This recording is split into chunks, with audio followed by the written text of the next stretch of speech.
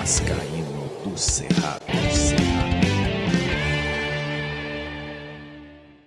Fala galera vascaína, eu sou o Thiago Fontes, falo direto de Brasília, Distrito Federal, trazendo mais um vídeo para o canal. Vamos trocar ideia sobre tudo que está acontecendo no Vasco da Gama. Antes vou pedir só aquela moral, deixa o joinha, deixa o like e se inscreve no canal, que é importante para ele ser indicado no YouTube. Segue lá no Instagram, o @Vascaíno do Cerrado. Falar da minha parceira 1xBet, é patrocinadora do canal Vascaíno do Cerrado. Hoje tem jogão Espanha e Noruega, estão pagando 1,42 na vitória da Espanha, 4,64 no empate, 7,80 na vitória da Noruega. Pra galera que fica me pedindo dica aí, ó, vitória da Espanha ou mais de um gol nesse jogo, tá?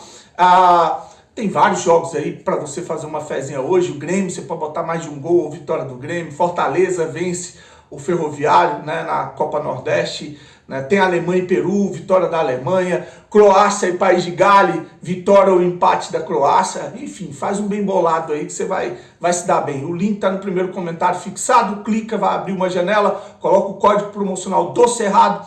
E o primeiro depósito ou Pix que você fizer na 1xBet, eles dobram em bônus para você no valor de até R$ 1.200. 1xBet é parceira do canal Vascaíno do Cerrado em 2023. Bom, depois de não conseguir contratar o Sacha e nem o Lelê, o Vasco tem conversas adiantadas com o Santos pelo ponta esquerda Lucas Braga. Né? O Lucas Braga, aquele ponta esquerda, é mais um jogador que é destro, mas joga do lado esquerdo, né? Pé trocado.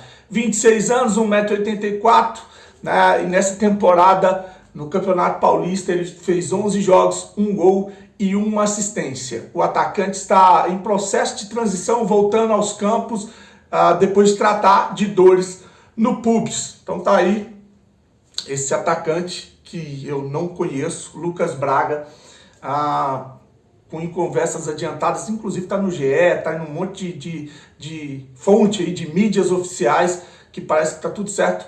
O Vasco ofereceu até jogadores para o Santos, né, para poder também descontar na dívida que tem com relação ao Natan. Você vai lembrar o Natan, o lateral que o Campelo vendeu lá para o Boa Vista de Portugal, a gente tomou o cano, depois voltou, e essa dívida agora o Santos tem que pagar, o Natan tá lá, e o Vasco...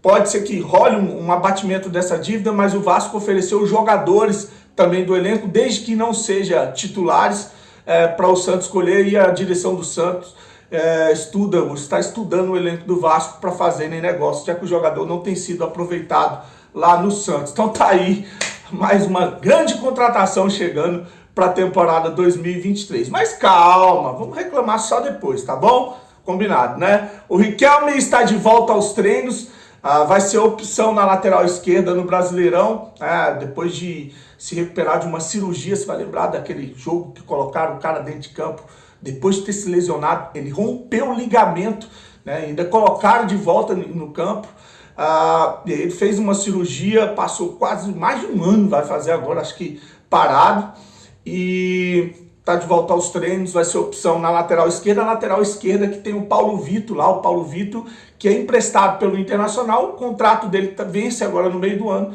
ele deve voltar pro Inter, porque o Vasco não vai pagar 12 milhões no Paulo Vitor, né? A não ser que o Inter aceite uma renovação de empréstimo. Acho meio difícil o Inter aceitar, mas tá aí o Riquelme de volta aos trabalhos e publicou lá no seu Instagram: alegria de quem está voltando, Deus é bom. Então tá aí, boa sorte para o Riquelme dessa vez, que possa voltar, ser útil ao Vasco e não se lesionar mais uma vez, que jogadores quando se lesionam assim é difícil a carreira andar, né? Tomara que não, tomara que ele tenha uma carreira aí sem problemas. E falando em lesão, falando em carreira, o Benítez, né? Ele tá bem no América Mineiro. Ele deu uma entrevista à ESPN e falou do mau momento que viveu no Vasco, inclusive com relação às lesões, né? Bom, o jogador falou à ESPN o seguinte, abre aspas aí: foi muito difícil lidar com isso. As críticas não falavam apenas da minha qualidade, falavam que eu me machucava, falavam das lesões. Para mim era difícil. Sempre tive forte cabeça e trabalhava sempre para superar a cada dia, fecha aspas aí, para o Benítez, que está bem no América, como eu falei. O América é finalista do Campeonato Mineiro, passou na Copa do Brasil, tem feito jogos interessantíssimos e o Benítez nunca mais se machucou e é uma das peças fundamentais lá no América. Boa sorte ao bom jogador Benítez, sempre achei ele um bom jogador aqui no Vasco. Acho que ele era mal utilizado, era aquele meia que tinha que voltar para ser volante, zagueiro, lateral, tinha que correr o campo todinho e acabava que não rendia onde que ele é melhor, que é ali no último terço do campo, que é no ataque. Então, para mim, na época que eu falava sobre o Benítez, ele era muito mal aproveitado no Vasco. Agora, é claro que as lesões também atrapalharam, tanto aqui no Vasco quanto lá no São Paulo, né? Bom, tá no GE, o Eric Pimentel está em conversas adiantadas com o Getafe da Espanha. A novela da renovação do jogador se arrasta há mais de um ano, né? Um ano atrás aí o Vasco fez uma proposta para o jogador, só que o seu agente, que é o mesmo do Éder Militão, recusou a proposta e fez uma contraproposta considerada fora da realidade. Eu lembro que esse ano também o Vasco fez outra proposta de renovação para o jogador, que inclusive saiu lá no Atenção Vascaínos, que a família tinha gostado e tudo, que era uma boa proposta, mas não quiseram, eles quiseram o caminho do litígio mesmo, quiseram o caminho de sair de graça do Vasco, depois de, olha que eu sou crítico aí a essa gestão, hein, mas dessa vez eu não vou culpar a SAF e nem quem estava aí, que era a gestão do Jorge Salgado, porque parece que o negócio foi má fé mesmo, parece que o jogador não quis ficar, porque tem mais de um ano que estão tentando renovar o contrato, ele está esperando agora o meio do ano, que ele vai sair de graça, né? E aí vão pegar a grana toda, depois do Vasco ter formado o jogador, ter dado casa, comida, escola, vitrine, sai no 0800, deixando o clube no prejuízo. É isso que a gente ganha, e olha que é um jogador que é filho de jogador que foi importante no Vasco, que é o Pimentel, né? Espera-se isso de pessoas que não têm ligação nenhuma, agora de pessoas que têm ligação com o Vasco. É uma baita de uma sacanagem um jogador fazer isso. E olha, não é querer jogar praga não, mas essas pessoas que fazem isso não costumam vingar no futebol não, viu? Tomara Deus que Deus te abençoe aí no seu caminho, mas não costuma dar certo não. A vida, ela traz de volta tudo que você faz, tá?